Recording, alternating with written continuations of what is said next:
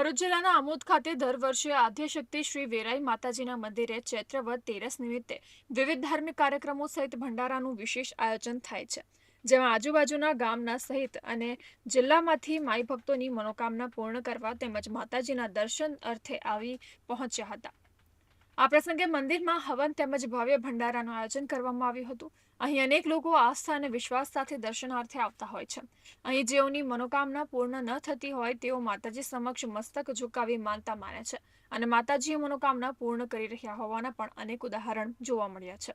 માતાજીના મંદિરના સાનિધ્યમાં પૌરાણિક પાણીનો કૂવો છે, જે ચૈત્ર વદ તેરસના દિવસે પાણીનું વહેણથી કૂવામાં અચાનક જ જળ સપાટી વધી જાય છે અને હવન આરતી અને મહાપ્રસાદી બાદ અચાનક કૂવામાં જળ સપાટી ઓછી થઈ જાય છે। એ સાક્ષાત ચમત્કારના દર્શન હાજર માઈ ભક્તો પોતાની નજરે નિહાળે છે। આમોદ શહેરના તથા તાલુકાના નાના મોટા વેપારીઓ તથા નાના મોટા દરેક વ્યક્તિઓ થકી સહ સહકાર ખૂબ સારો મળી રહ્યો છે અને જેમાં 2009ના વર્ષથી આ આયોજન ભંડારાનું કરવામાં આવે છે અને એમાં પુશ કેટર્સ તરફથી પણ ચોખા તથા તેમનો સહ સહકાર પણ ખૂબ સારો મળી રહ્યો છે। એ બદલ આ વાટા યુવક મંડળ તેમનો ખૂબ ખૂબ આભારી છે।